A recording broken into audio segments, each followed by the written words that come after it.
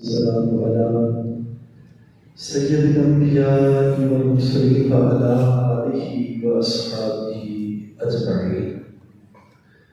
أما بعد فأعوذ بالله من الشيطان الرجيم. بسم الله الرحمن الرحيم. يا أيها الذين آمنوا اتقوا الله حق تقاته ولا تموتن إلا وأنتم مسلمون واعتصموا بحبل الله جميعا ولا تفرقوا في مكان آخر وكما قال النبي صلى الله عليه وسلم لا يؤمن أحدكم حتى أكون أحب إليه من والده وولده والناس أجمعين أو كما قال الله تعالى في شان حبيبه مخبرا حكيما إن الله وملائكته يصلون على النبي يا أيها الذين آمنوا صلوا عليه وسلموا تسليما. اللهم صل على سيدنا ومولانا محمد وآله وسلم عليه. الصلاة والسلام عليك يا سيدي يا رسول الله. الصلاة والسلام عليك يا سيدي يا حبيب الله. الصلاة والسلام عليك يا سيدي يا حجة الله. الصلاة والسلام عليك يا سيدي يا برهان الله وعلى آلك وأصحابك يا سیدی یا خاتم النبی.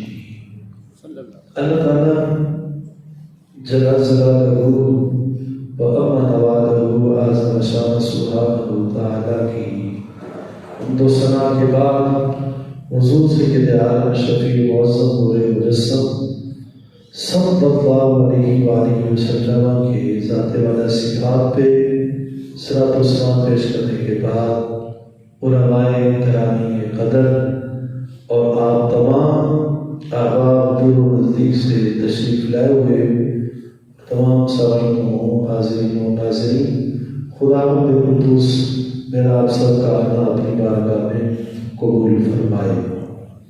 عزیزان محترم، ابھی جو میں نے آپ کے سامنے آیات بینات تلاوت کی ہیں، ان کے اندر اللہ کریم نے اس امت مشرقہ کو اپنے ذات سے ڈرنے اور اسلام پہ کاربند ہونے کی اور پوری امت کو آپس میں اتحاد اور اتفاق رکھنے کی تعلیم اور تاکید فرمائی ہے. اور اس سے بتانا یہ مقصود ہے کہ اگر تم اللہ کریم کی باتوں پہ اس ارشاد، اس فرمان پہ اگر تم آ گئے، تم نے عمل کر لیا، تو فرمایا کوئی دنیا کی طاقت تمہیں مٹا نہیں سکتی، تمہیں کسی قسم کا نقصان، زوال اور تمہیں کسی قسم کے خطرات کے اندر کوئی دنیا کی طاقت اتار نہیں سکتی. اگر تم اکٹھے ہو جاؤ، متحد ہو جاؤ اور سارے کے سارے متفق ہو جاؤ. اتنے بڑے روزے روشن فرمانے والی شان سننے کے بعد بھی اگر ہم عمل نہ کریں اور آپس میں ہم سارے متحد اور متفق نہ ہو، تو یہ کتنی بڑے دکھ اور افسوس کی بات ہے. تو لہٰذا آؤ اللہ تعالیٰ جل کریم کے اس فرمان عالیشان کو سنو، سن کے اسے سمجھو اور اس سے اپنی کمر کو کس کے اس کے اوپر عمل کرو۔ ذرا اس کی تشریح اور میں ذرا تفصیل کرتا ہوں کہ یہ اللہ کا فرمان کتنا اہم اور کتنا ضروری ہے، اور آج اس وقت ہمارے اس ماحول معاشرے کے اندر کس طرح ضرورت ہے اس فرمان کو رائج کرنے کی، کتنی بڑی ضرورت ہے آج اس فرمان کو عام کرنے کی اور ساروں کو اسے پڑھنے اور سمجھنے کی۔ یقیناً امت کا کامیابیوں کا راز، بلندیوں کا راز اللہ تعالیٰ کی اس کی فرمان کے اندر ہی ہے۔ اگر امت مسلمہ اگر اللہ کریم کے اس فرمان مبارک پہ نہیں آتی تو جتنے الیکشن ہو جائیں، جتنی حکومتیں بدل جائیں، کوئی بھی آ جائے، کوئی بھی لیڈر قائد بن جائے، کبھی امت کے اندر تبدیلی نہیں آ سکتی۔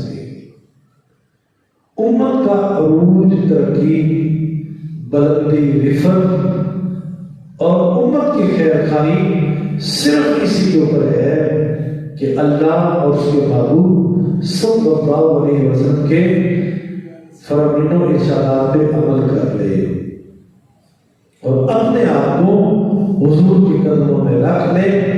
اسی کے اندر امت کی بلندی اور ترقی ہے۔ تو لہذا فرمایا ہے ایمان والو اللہ سے ڈرو اور ایسے ڈرو جیسے ڈرنے کا حق ہے، اور اس وقت تک نہ مرنا جب تک کہ تم مسلمان نہ بن جاؤ۔ مسلمان بن کے کرو، اسلام کے بغیر نہ جانا، اسلام لا کے، اسلام پہ چل کے اس کے بعد تم کرنا چاہیے۔ اور فرمایا کہ اللہ تعالیٰ کی رسی کو مضبوطی سے تھام لو اور فرقوں میں، جماعتوں میں، گروہوں میں، پارٹیوں کے اندر تقسیم نہ ہو۔ آج اس وقت امت مسلمان زیادہ تر اللہ تعالیٰ کے اس فرمان سے دور ہے، جس وجہ سے آج امت نقصان اٹھا رہی ہے۔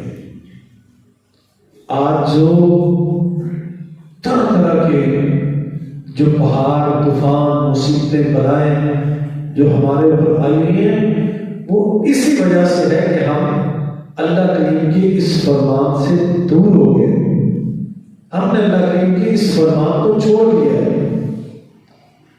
ہم تقوی میں کمزور، خدا خوفی سے دور، اسلام سے دور اور اللہ کریم کی رسی سے دور۔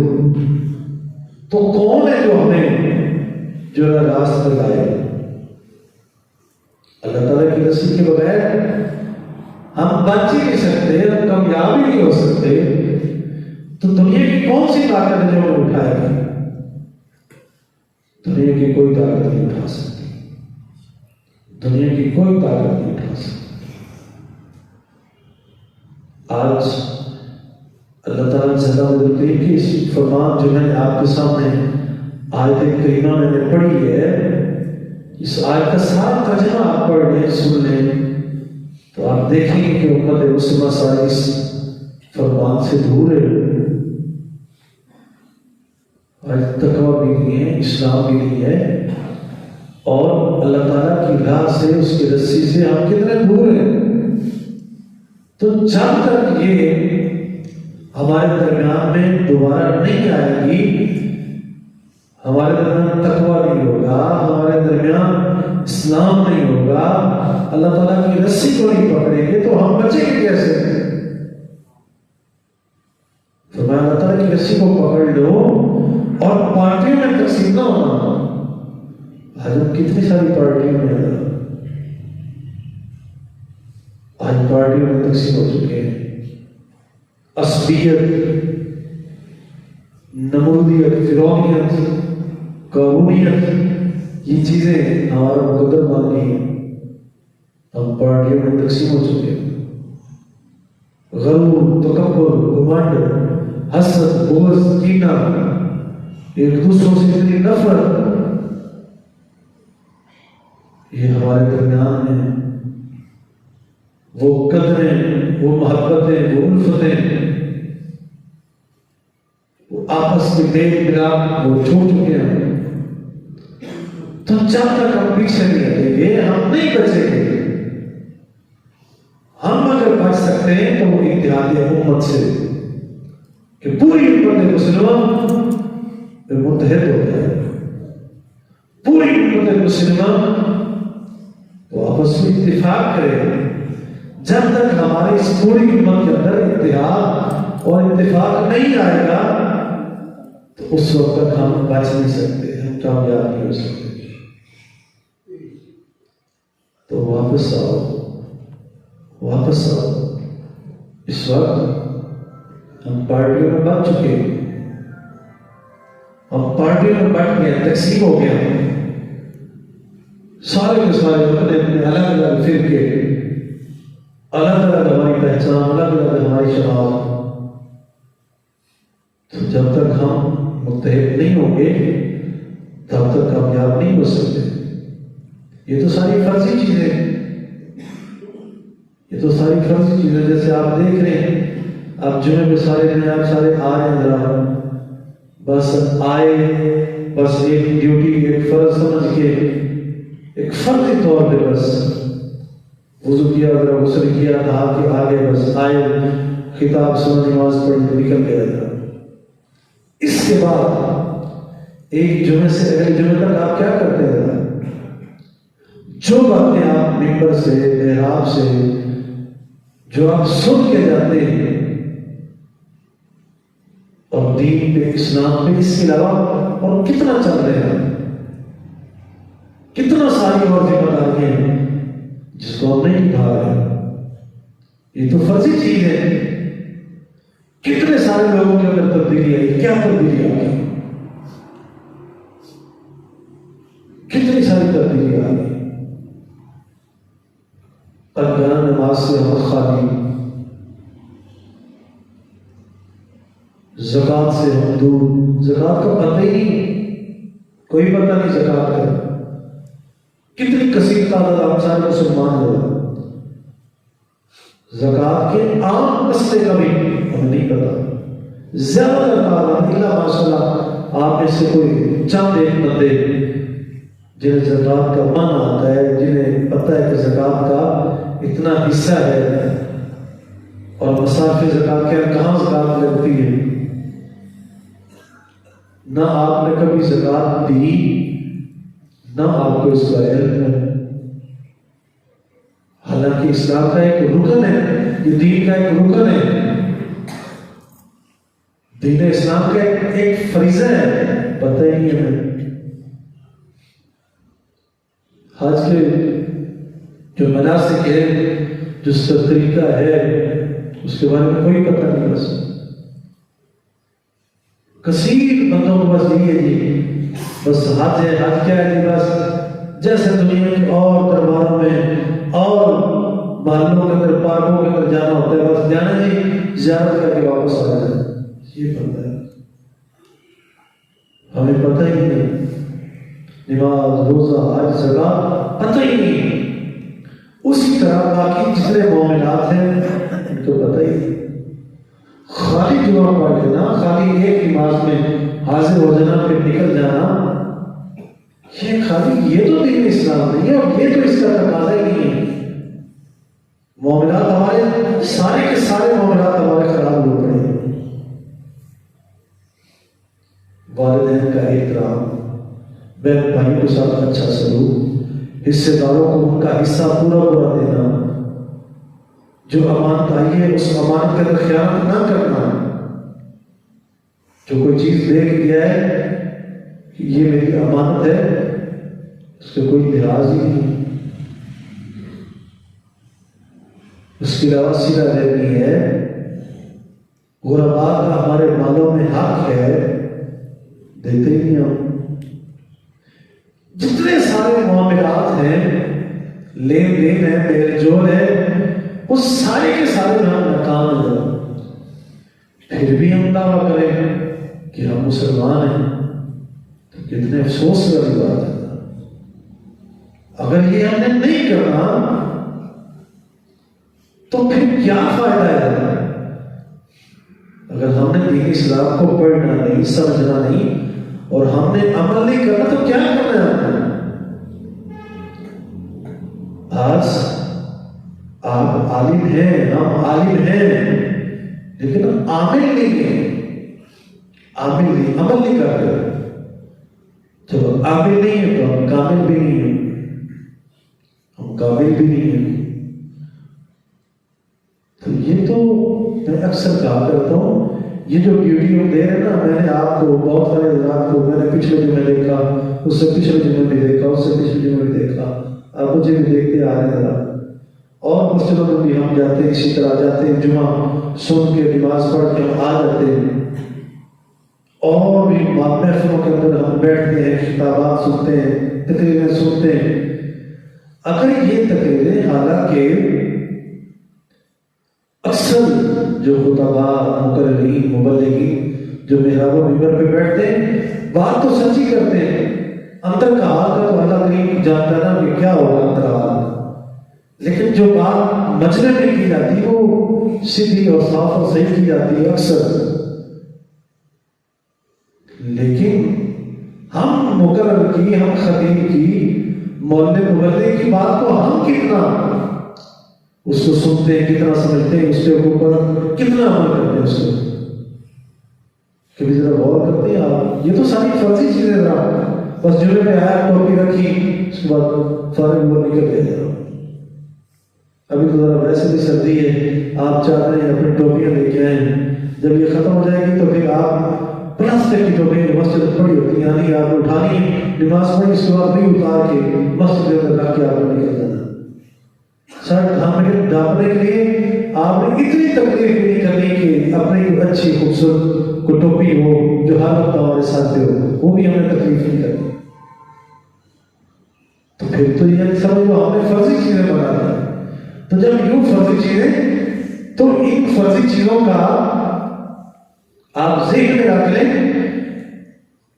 یہ اصل کاز بھی اتنی ہونی ہے جتنا ہم نے ان کو نبھانا ہے.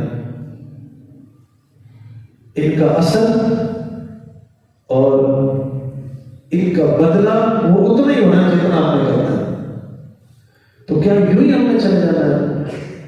کل والے اور گیر والے چارہ پٹھے کترنے والی گیر کی طرح، جیسے اس کو ایک بیل کو ڈھکے کو لگا دیتے ہیں، وہ گھومتا رہتا ہے، گھومتا رہتا ہے. جب مالک چھوڑتا اٹھا تو اس کو باندھ دیتا ہے. بس اس کو نہ بھی اٹھائے رکھا ہے، نہ بھی چلا، تو بس اس کا ایک کام ہوتا ہے، اس کو بس ایک ریدم بن جاتا ہے کہ اس نے اپنے اس گیر کے اوپر کولو کے اوپر بس لگ جانا ہے، گھومتے رہنا، گھومتے رہنا. بس اس طرح ہم بھی ایک جمعے پہ آئے، پھر دوسرے پہ آئے، تیسرے پہ آئے، بس آنا ہے، جمعہ پڑھ کے نکل جانا ہے.